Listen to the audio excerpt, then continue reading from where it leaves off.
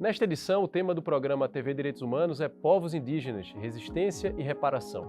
Eu, Juliano Domingues e Manuel Moraes recebemos Bartira Ferraz Barbosa, professora titular do Departamento de História da Universidade Federal de Pernambuco, a UFPE. Começa agora o programa TV Direitos Humanos.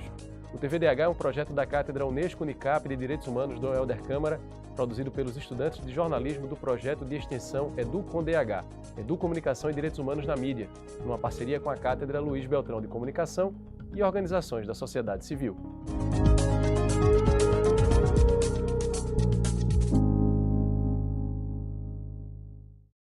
A população indígena cresceu 60% no Brasil nessa última década, de acordo com dados parciais do censo de 2022. Passou de 900 mil para 1.400.000 pessoas. Números ainda do censo de 2010 indicam uma diversidade. São 274 línguas e 305 etnias, concentradas principalmente nas regiões norte e nordeste do país. Mas esse número poderia ser bem maior. O Conselho Indigenista Missionário, o CIMI, calcula que 1.470 povos indígenas foram extintos no Brasil nos últimos 500 anos. Estima-se que ao menos 80 deles foram exterminados somente no século XX. O mais novo massacre a que foi submetido o povo Yanomami, por exemplo, noticiado para todo mundo nos últimos meses, é mais uma prova de que essa história de genocídio está longe de acabar. Professora Bartira Barbosa, muito obrigado, por estar conosco aqui, professor Manuel Moraes? Prazer, não. Obrigado por ter aceitado o nosso convite. Diante desses números, é razoável a gente pensar que esse genocídio está longe de acabar e pensar a partir dessa perspectiva de genocídio da população indígena? Seja muito bem-vinda. É uma pergunta muito difícil de responder, porque se trata de uma história, de um processo de conquista e de guerra de mais de 500 anos. Nós estamos enfrentando ainda a guerra contra os indígenas.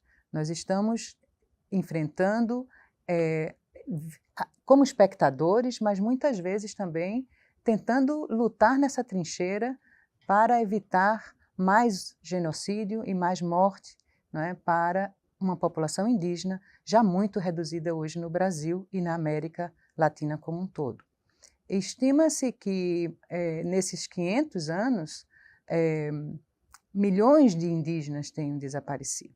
Então, os números não são exatos, mas o que nós sabemos é que essa população muitas vezes flutuou entre o desaparecimento completo e o reaparecimento em momentos de, digamos, oxigenação em que a sociedade os procurava, a sociedade, eu digo, europeia, a sociedade colonial ou imperial ou mesmo republicana, os procurava como ainda símbolos de uma pátria ou de uma nação que pudessem traduzir o sentimento do bom colonizador.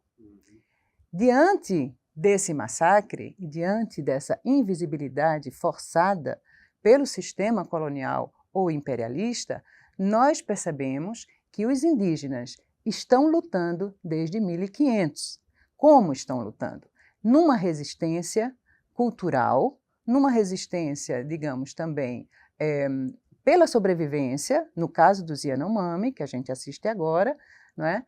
Muitas vezes sem assistência do Estado, mas tentando resistir com poucos apoios, como no caso do filme da Mariana Lacerda, sobre os Yanomami, premiado recentemente, no ano passado, em que os Yanomami foram protegidos, por uma fotógrafa, por uma instituição suíça, por uma ONG. Então, os Yanomami, como outros indígenas brasileiros, alguns momentos vão ter sorte de ter apoios, fora das suas fronteiras, eu digo, porque as suas fronteiras já estão completamente tomadas e desrespeitadas.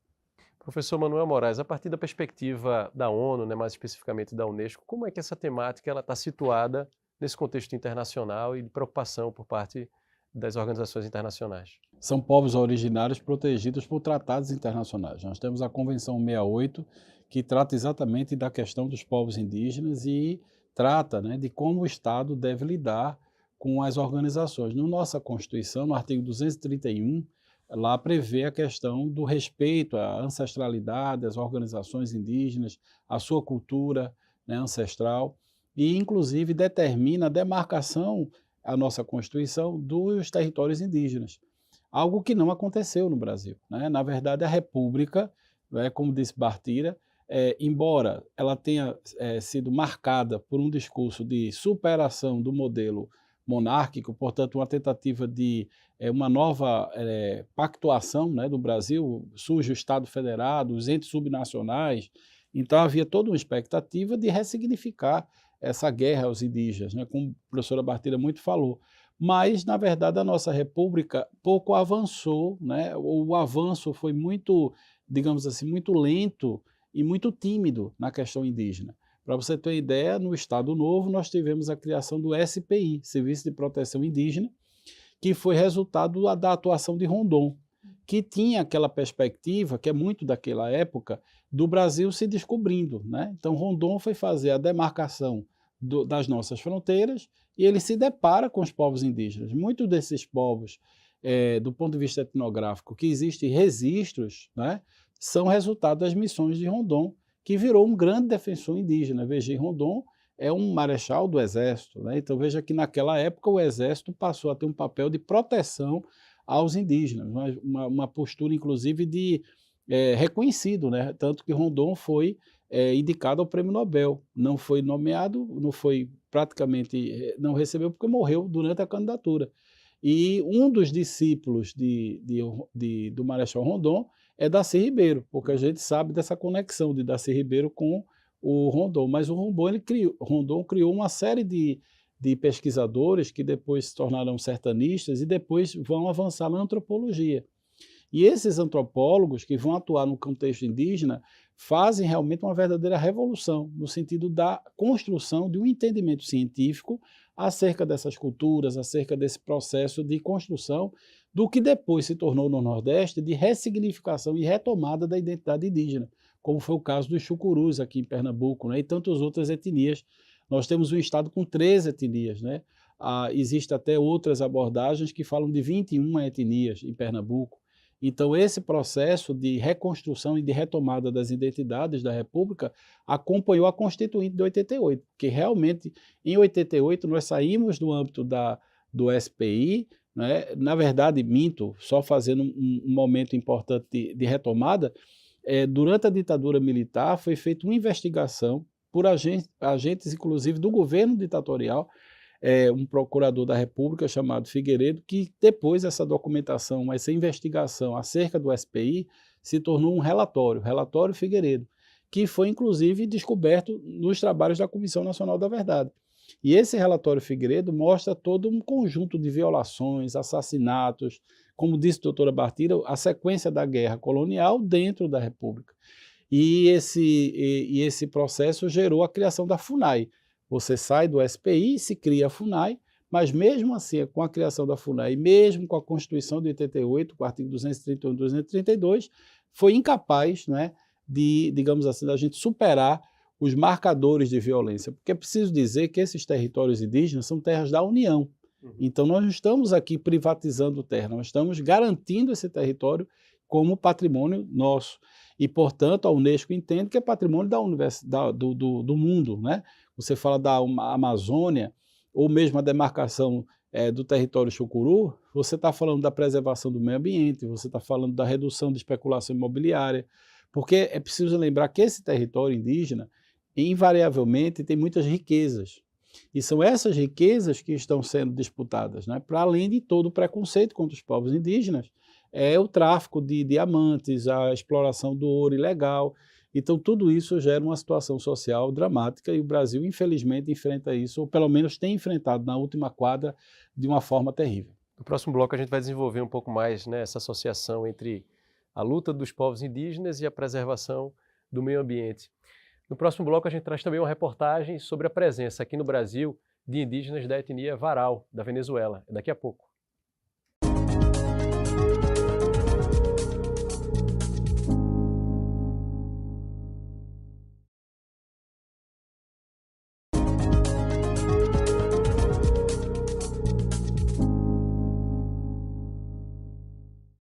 Estamos de volta com o segundo bloco do TV Direitos Humanos, que nesta edição fala sobre povos indígenas, resistência e reparação. Para isso, a gente conta com a presença aqui no estúdio da Bartira Ferraz Barbosa, professora titular do Departamento de História da UFPE, Universidade Federal de Pernambuco. O povo Warao é originário do delta do rio Orinoco, que fica na Venezuela, mas desde o ano de 2014 há registros da presença deles por aqui no Brasil. Essa migração tem se intensificado nos últimos anos, com a distribuição desses indígenas, inclusive em estados do Nordeste brasileiro, como aqui em Pernambuco. Veja na reportagem. A reserva indígena Marataro-Carachuuanaçu, localizada a 27 quilômetros do Recife, no município de Igaraçu, é uma unificação de culturas indígenas que tem o objetivo de preservar a identidade dos povos originários e respeitar a ancestralidade e individualidade de cada etnia. O meu nome é Valquíria Quialonã, eu sou a cacica do povo Carachuuanaçu, é o povo que emergiu dentro da cidade do Recife, com várias etnias, que no processo de etnogênese, de resgate ancestral e cultural, a gente unificou em uma única etnia. Então, todo o povo que está aqui é povo Carachuuanaçu. O povo Warao, natural da Venezuela, chegou na aldeia indígena em busca de melhores condições de vida.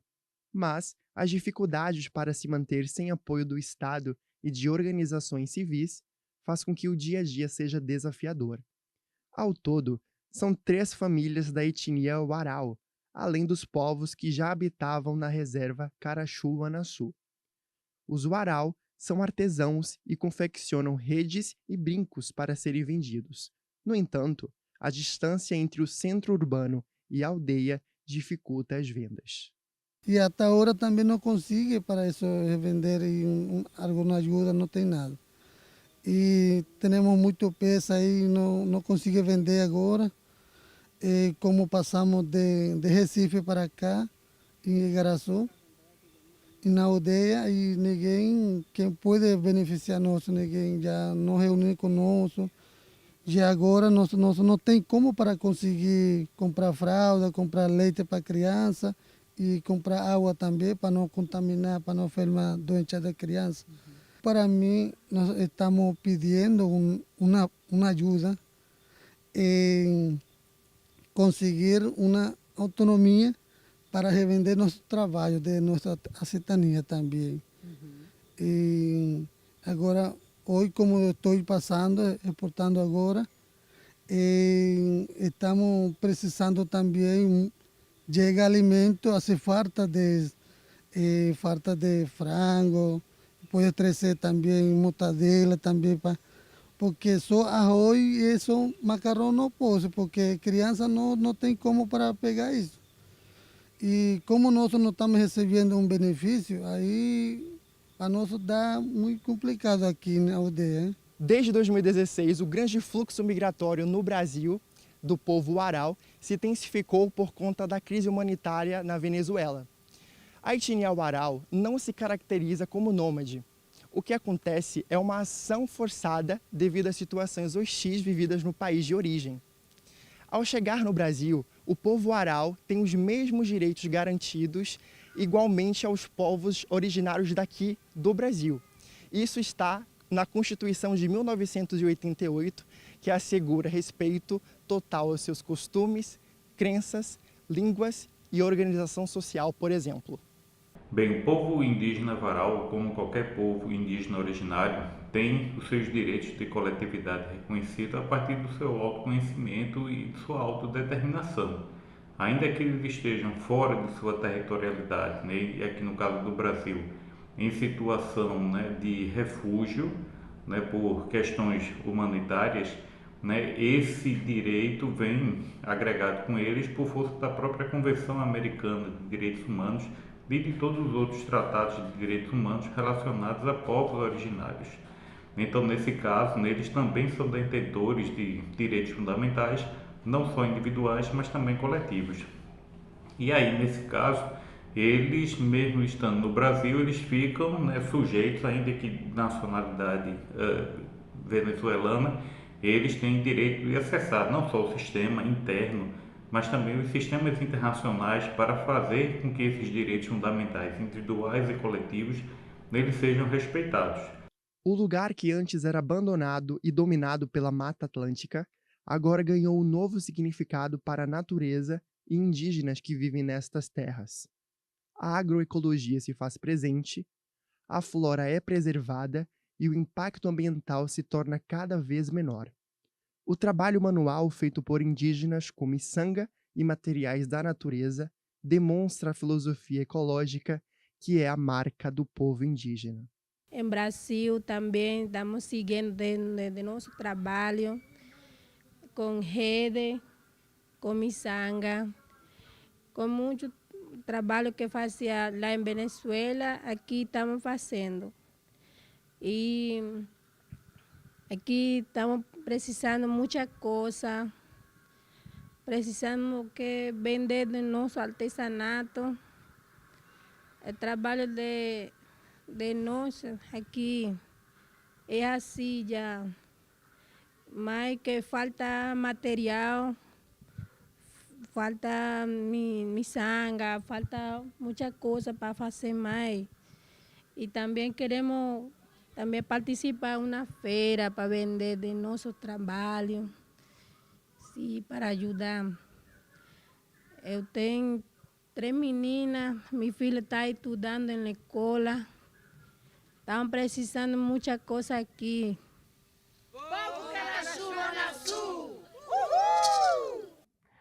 Continuando, professor Manuel, professora Bartira, com essa temática, né, de povos indígenas, né, vindos de outros países.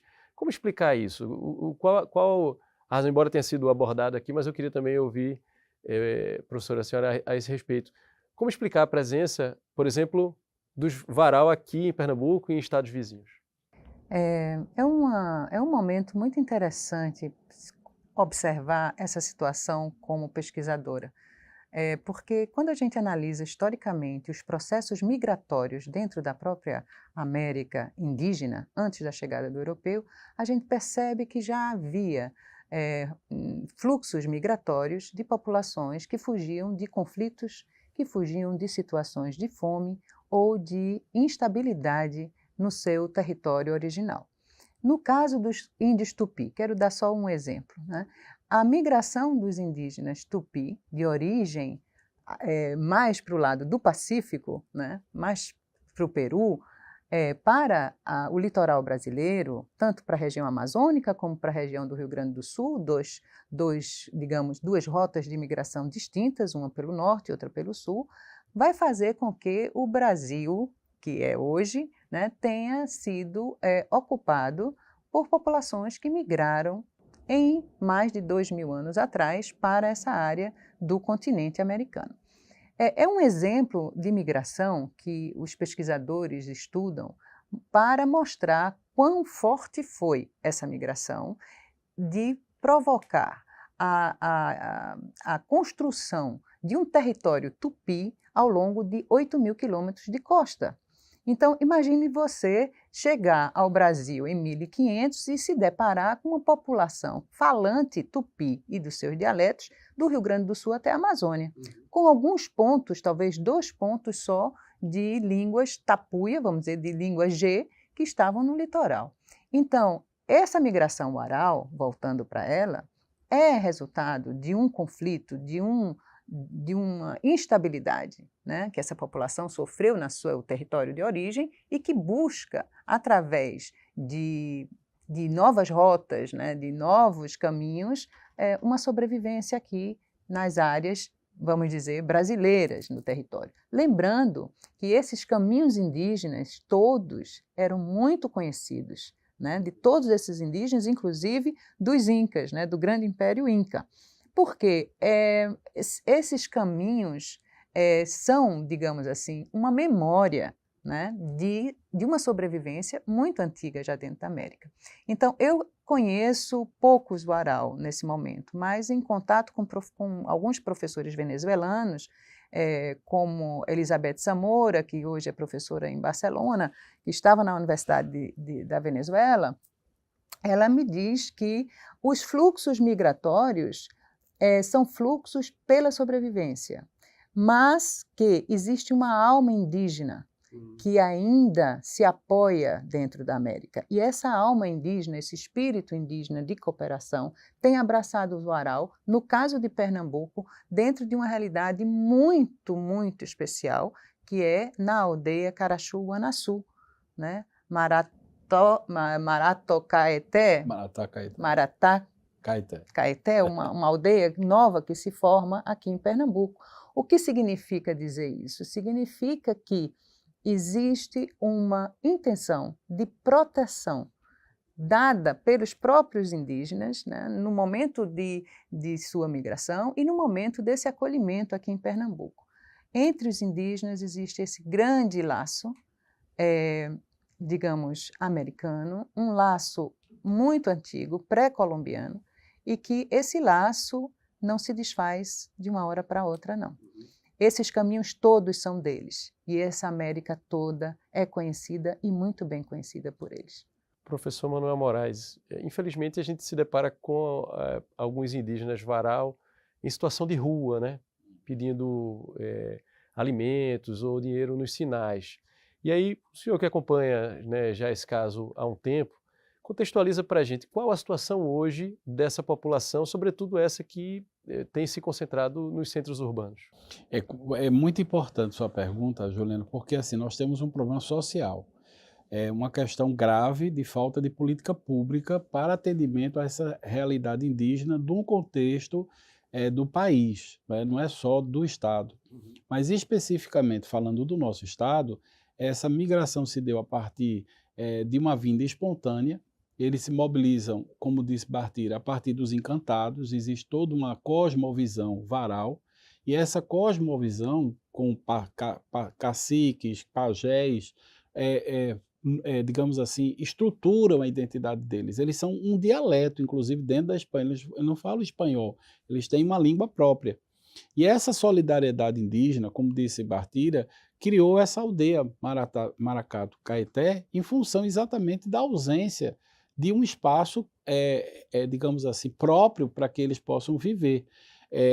Houve uma ação civil pública que obrigou o Estado de Pernambuco e depois a Prefeitura do Recife a alugar casas, espaços, né, inclusive fazer convênios com a Caritas.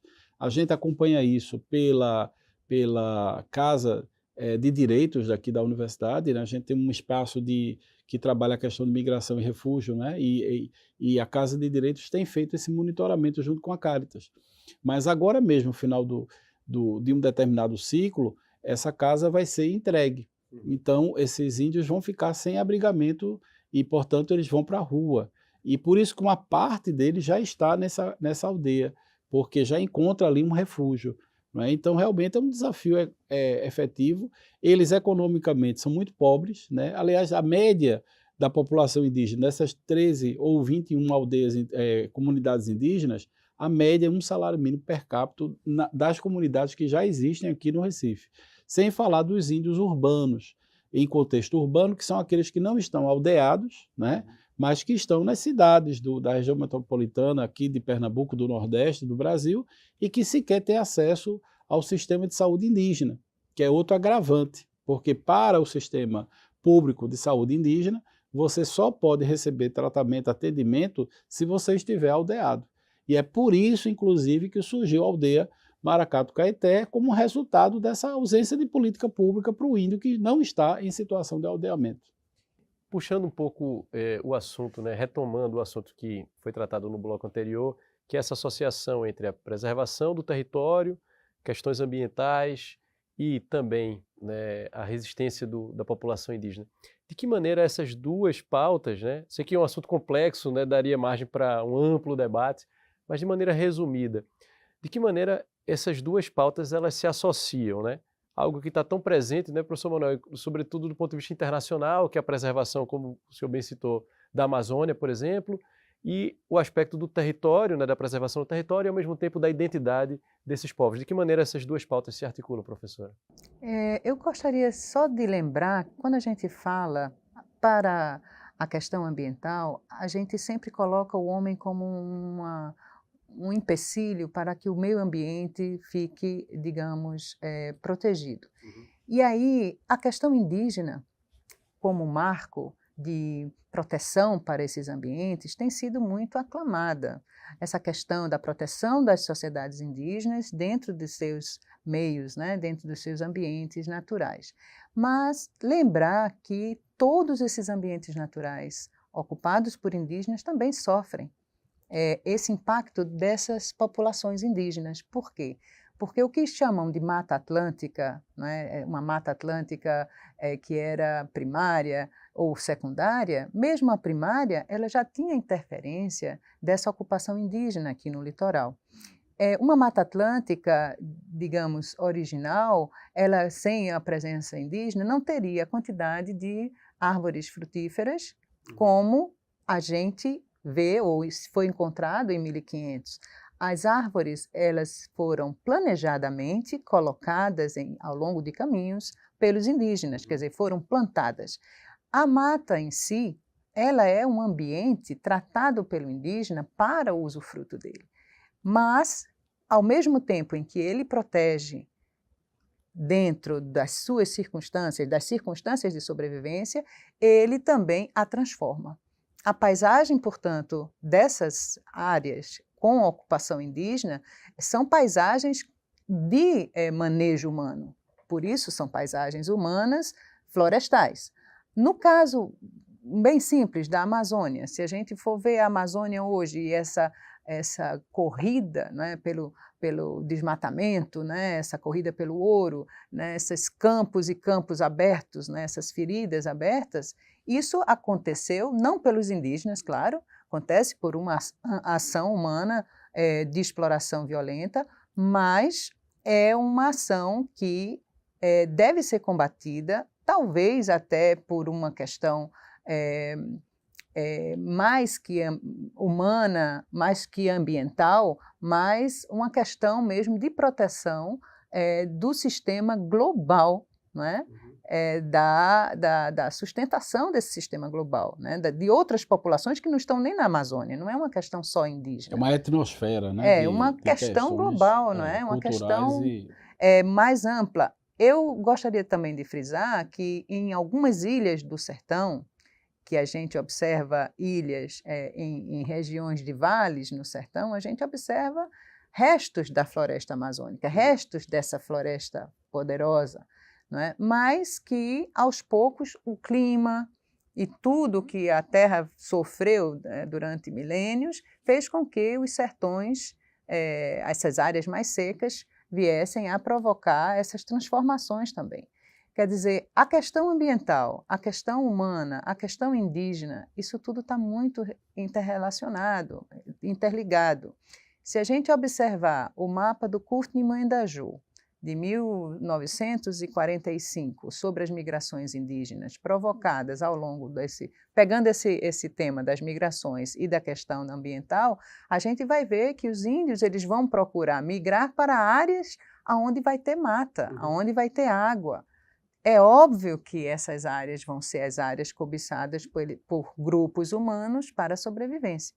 Então, esse mapa das migrações, o Subaral ou outros grupos indígenas americanos que estejam em processo, eles vão procurar uma sobrevivência onde eles vão encontrar água, que é o caso da aldeia também Maratocaeté, aqui em Garaçu. Eles estão em um local onde passa riachos, onde tem terra, onde tem água, onde eles procuram uma sobrevivência da terra, da agricultura. No próximo bloco tem o Fala Povo. A pergunta é: como você se sente em relação aos indígenas no Brasil? A gente volta já.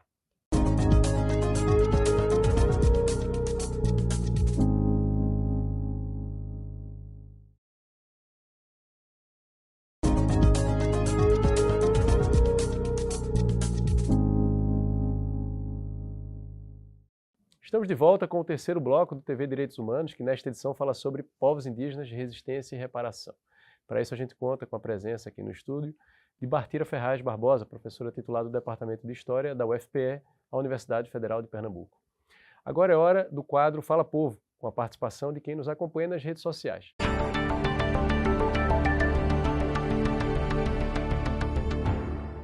Perguntamos como você se sente em relação aos indígenas no Brasil. Ana Freire diz: envergonhada de tanta incompetência e indiferença coletiva. João Paulo Ribeiro afirma que existiu uma negligência intencional no governo Bolsonaro quanto a essas comunidades. O podcast Expressão Livre, também participa aqui conosco, considera um povo que tem uma pauta invisibilizada pela mídia e com sua história apagada. Algumas das coisas que a gente já falou aqui, não foi, professor Manuel, professora Bartira? É isso, professor Manuel, é negligência do poder público, povos invisibilizados? De que maneira o senhor analisa essas participações? Como disse a professora Bartira, é um conhecimento, eu acho que é um conhecimento da sociedade, a ausência de política pública e uma mudança, digamos, um desconhecimento da cosmovisão indígena. Por isso que se propõe, e a gente aqui, né, tem trabalhado no nível nacional, nos chamados direitos da natureza. Inclusive, no âmbito da ONU, existe toda uma discussão internacional já por documentos, né, e tratados e convenções que reconheçam a natureza como sujeito de direito, porque é uma superação do chamado direito ambiental. E esse é um debate muito importante internacionalmente e que no Brasil está sendo tratado, né? Quer dizer, essa cosmovisão da relação do chamado conviver com a natureza, o bem viver. Porque o índio, nessa cosmovisão, os povos indígenas nessa cosmovisão, eles não são só aqueles que moram no ambiente da mata, mas a relação ancestral com a mata. Existe uma identidade espiritual, religiosa e de vínculos com essa Pachamama, né, como diz o Papa.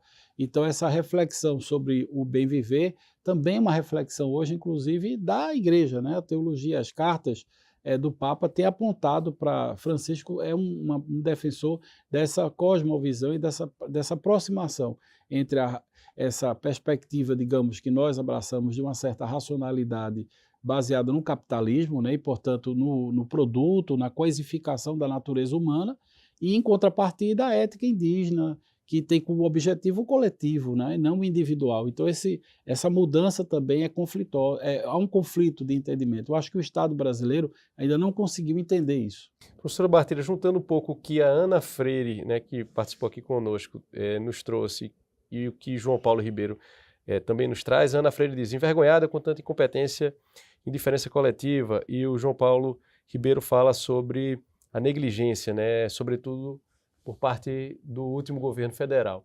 E aí eu pergunto, que balanço os especialistas da área fazem, de uma maneira geral, em relação a políticas públicas, né? O professor Manuel também fez essa referência, né, a ausência de políticas públicas, mas, de fato, se observa uma negligência ou há ciclos, digamos assim, fluxos e contrafluxos?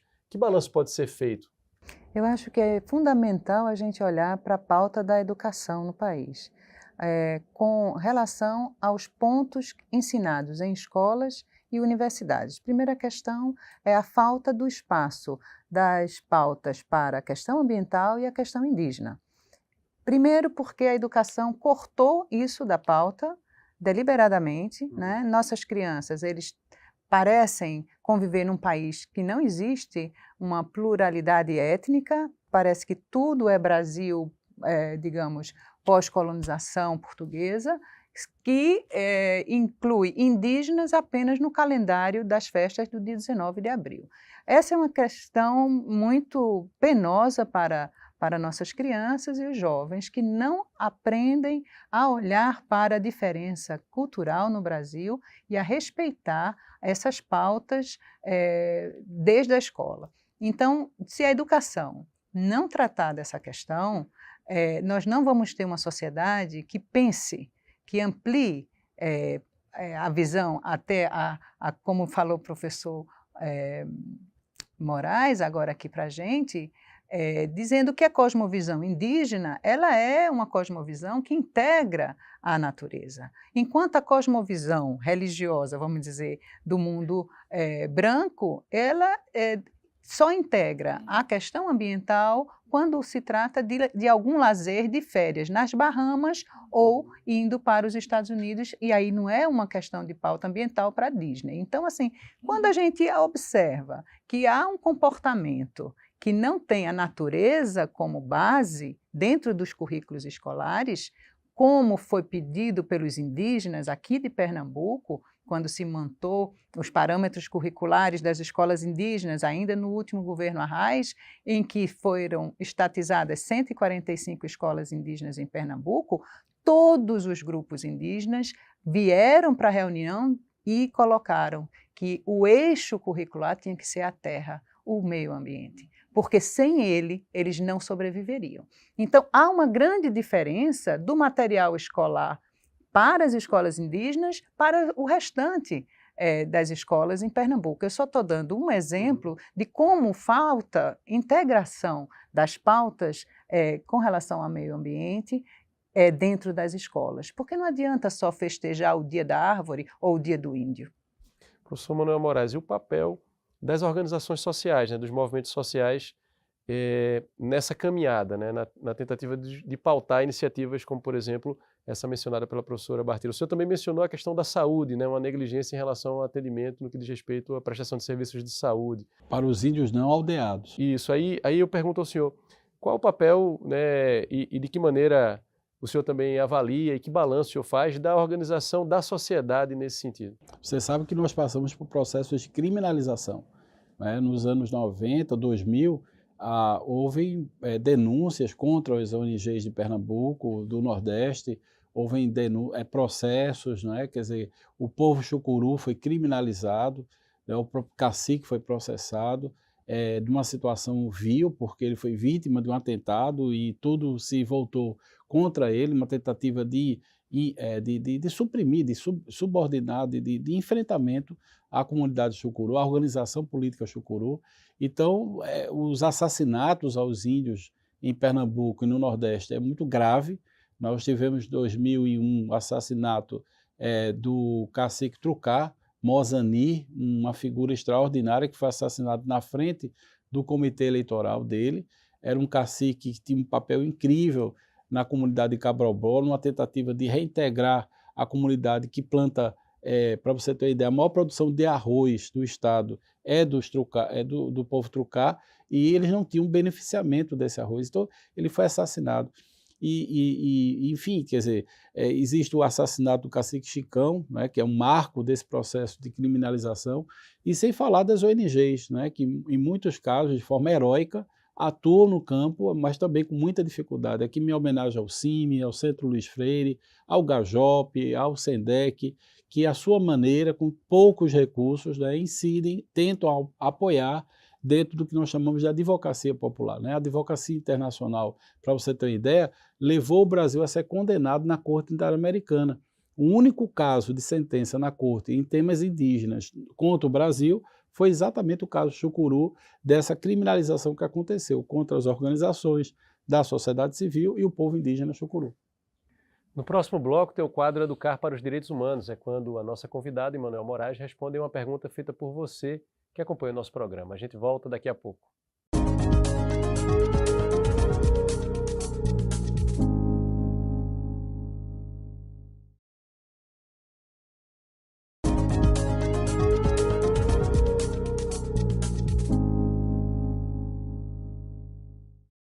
De volta com o quarto bloco do TV Direitos Humanos, que nesta edição fala sobre povos indígenas, resistência e reparação. Agora chegou a hora da professora Bartira Ferraz Barbosa e Manuel Moraes responderem uma pergunta enviada por quem acompanha o nosso programa. É o quadro Educar para os Direitos Humanos.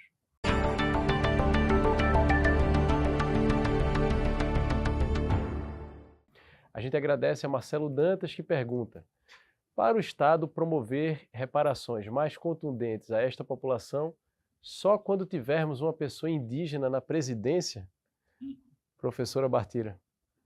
É muito difícil a gente imaginar um país, né, como o Brasil, tão amplo de culturas e línguas e tal, sem ter indígenas, né, na política, nos cargos públicos. Então, nesse momento, eu acho que a pergunta do Dantas é importante, porque existe muito preconceito. Por que não? Não é? Um representante indígena está trabalhando, né, e ocupando cargos? Eu acredito que sim, que mudaria sim. Mudaria e muito, né, se fosse incluído a visão indígena nesse processo de governança. Professor Manuel Moraes. Veja, eu acho que a representação política, como disse a professora Bartira, é fundamental.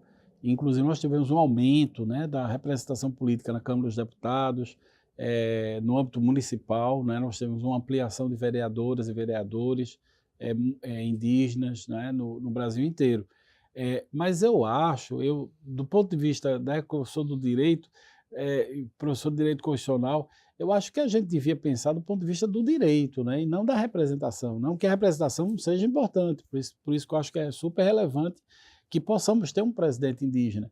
Mas eu acho que, independente de um presidente indígena, no âmbito dos direitos, né, humanos, a gente precisa ter eles sendo respeitados como um todo. Eu não preciso necessariamente ter um governador indígena para que os direitos indígenas sejam respeitados. Em tese, a gente devia estar trabalhando a ideia desse respeito, né, dessa consolidação dos tratados internacionais, da própria Constituição, né, quer dizer, essa ideia do bem viver é uma coisa, como disse a doutora Bartira, devia ser na educação básica, porque, veja, se a ONU já reconhece, não é, todos os direitos da natureza, nessa perspectiva do painel global sobre o bem viver, já é um tema internacional de relevância a ponto de se tornar nos próximos anos um tratado de direitos humanos que reconhece os entes da natureza como sujeito de direito. Veja, necessariamente eu não preciso ter um governador do estado que seja representante, mas por outro lado, no mundo inteiro que nós temos esse debate, a representação é muito importante. Por exemplo, evidentemente que o massacre dessa guerra que a professora Bartira nos trouxe nos outros blocos fez a população indígena no Brasil ser menor populacionalmente do que é a incidência na Bolívia, do que é a incidência no Peru, no Chile, na América Latina, de uma forma geral, o Brasil uma ilha, né? Então, assim, o massacre foi muito maior aqui dentro do que foi na América do Sul, do que foi na América Latina. Então, você veja na Bolívia, a representação indígena é tão forte que eles conquistaram, do ponto de vista constitucional, o Estado plurinacional. Então, o Estado plurinacional, que é uma realidade do novo constitucionalismo latino-americano, representa que a Constituição da Bolívia, Equador e vários países da América do Sul e da América Latina reconhecem a autonomia dos povos indígenas. Quer dizer, a Constituição da Bolívia diz assim: nós, povos originários, quer dizer, o Estado boliviano é fruto dos povos originários. E esses povos originários são respeitados em sua língua, dialeto, costumes, de uma forma ampla. Então, são 4 línguas oficiais. Existe um código penal indígena, uma justiça indígena própria, autônoma, né, a justiça convencional. Então, os avanços do novo constitucionalismo latino-americano é imenso na América Latina, né? Não temos um presidente indígena, mas ao menos temos um ministério, né, que é voltado para essa pauta. Professora Bartira, de que maneira a senhora analisa, né, o que isso significa e quais são as expectativas em relação a essa iniciativa do atual governo, né, da criação de um ministério voltado para esse tema? Bem, primeiramente foi uma surpresa muito grande para a academia quando a gente recebeu essa notícia, porque é uma mudança de estratégia nesse governo atual muito grande. Eu digo mudança porque os governos anteriores, inclusive o governo Lula e o governo Dilma, não tiveram esse olhar, não é? Então, houve agora uma mudança de permitir um espaço para que povos indígenas sejam reconhecidos e atendidos, digamos assim, dentro de uma pauta do Ministério voltado aos povos originários. Isso significa dizer que agora um canal direto com a presidência foi tomada, quer dizer, foi formado.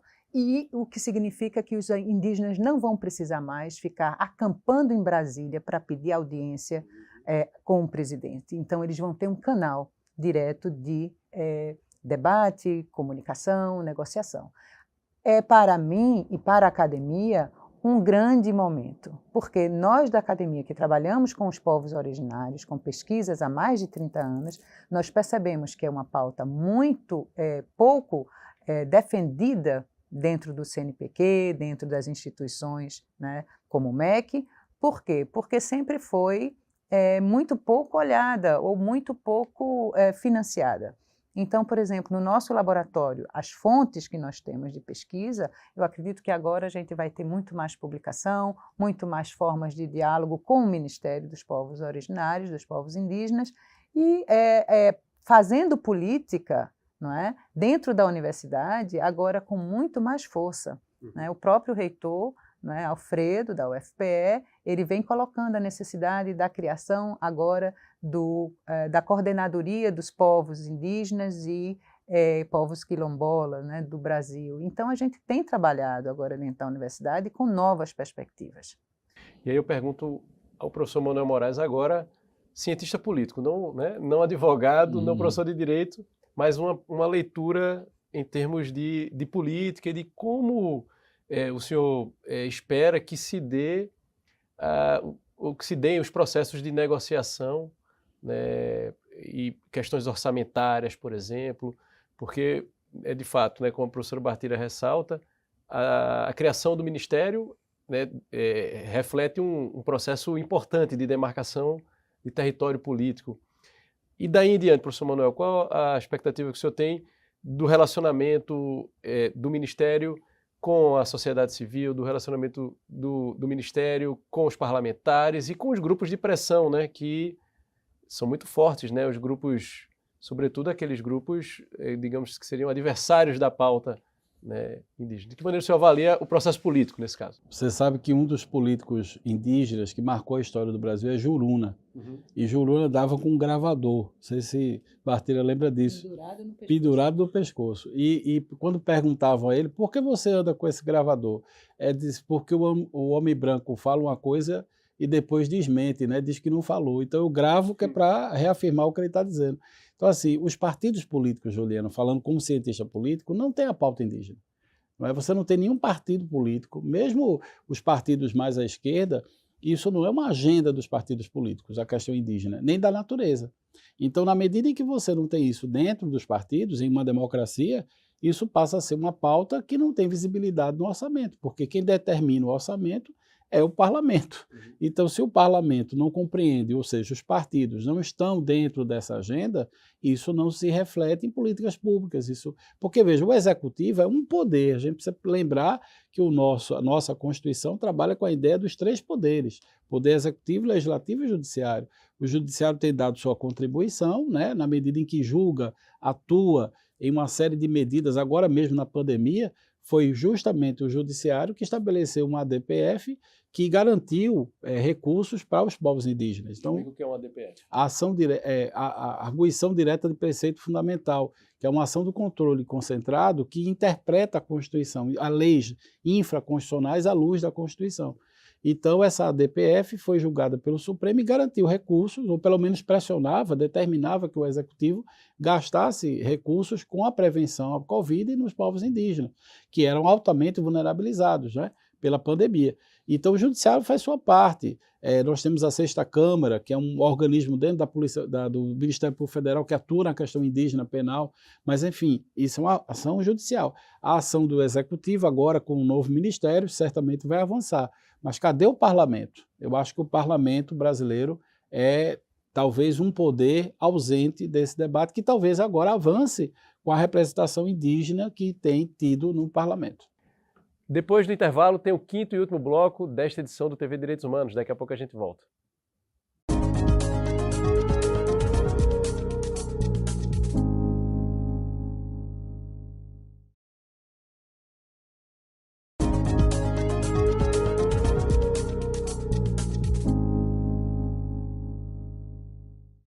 Chegamos ao 5º e último bloco do programa TV Direitos Humanos, que nesta edição traz como tema Povos Indígenas, Resistência e Reparação, com Bartira Ferraz, professora titular do Departamento de História da Universidade Federal de Pernambuco, a UFPE. Nesse último bloco, né, Manuel, a gente procura ter um cuidado, professora, nos programas, né, para não ficar tão pessimista, né? Então, no último bloco, a gente fala também de perspectivas. Mas antes da gente falar sobre perspectivas, horizontes, queria que a senhora resumisse para a gente, para quem está nos acompanhando, quais seriam os principais problemas ou desafios a serem superados, né, pela população indígena brasileira? Eu acredito que estamos diante de uma população indígena que agora está tendo uma maior visibilidade através dos meios de comunicação e os números que são apresentados. No caso da mortalidade infantil indígena, do nível de pobreza ou de riqueza de alguns grupos indígenas ligados ou à questão da exploração de minérios ou à questão mesmo da exploração de madeira, vem mostrando que existe uma visão ainda preconceituosa com relação a essas comunidades, a essas populações nativas que vivem fora, né, abaixo dos níveis considerados aceitáveis de pobreza ou como se diz, né, de sobrevivência no Brasil. Então, assim, era preciso a gente ver, olhando por um lado positivo, que essas populações elas tinham e têm ainda muito a contribuir com suas culturas e seus conhecimentos. Só para a gente ter uma ideia de todo o conhecimento indígena que foi aproveitado do período colonial, resultado no livro de Piso e Marcgraf, de 1647, sobre a natureza, sobre as riquezas naturais aqui no Brasil, extraídas dos conhecimentos indígenas, foram levados para a Europa mais de 1000 substâncias químicas, né, de plantas utilizadas como plantas medicinais aqui na América. Então, assim, esse conhecimento, que é um conhecimento indígena originariamente, está se perdendo, não é? Quando a gente pensa em ciência, quando a gente pensa nos avanços, na balança positiva, os indígenas contribuíram muito mais, né, para a Europa ser o que é hoje, ou para o mundo ser o que é hoje, do que os próprios europeus, em matéria de conhecimento científico de questão na área de saúde, na área de alimentação. Quem somos nós sem a batata? Quem somos nós sem a farinha de mandioca? Sem o milho? Essas populações hoje devem a um conhecimento indígena a sua sobrevivência básica. E, ao mesmo tempo, a gente encontra essas populações em um estado de miséria terrível.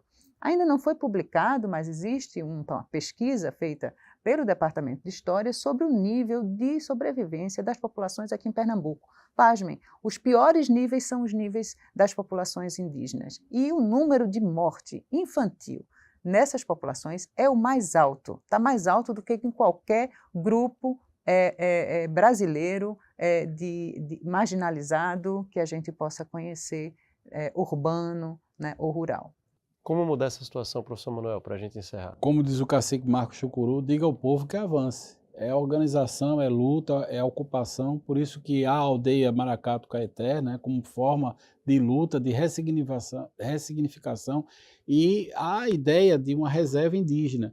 E a professora Bartira tem trabalhado o ponto da criação do Memorial dos Povos Indígenas, como isso uma pauta que a universidade tem batalhado junto aos órgãos judiciais e do executivo, né, estadual e federal, para que a gente possa ter um refúgio, um lugar, talvez um ponto de partida de início de uma política pública que garanta os direitos indígenas no Nordeste. Uma política de reparação, uma política de reconhecimento de uma cultura ou de várias culturas indígenas que com as quais nos apoiamos, com as quais sobrevivemos até hoje.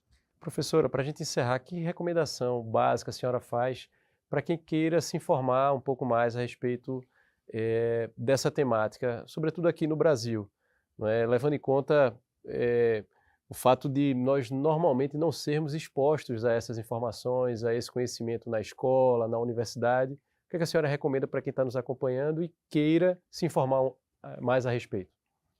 Eu recomendo fortemente entrar através da internet em plataformas como a Etnohistória Brasil, Sertões do Brasil, onde publicações estão postas gratuitamente para toda a população. Mas eu também recomendo que as pautas indígenas sejam observadas pela imprensa. Eu acredito que a imprensa, vocês jornalistas, fazem um grande papel.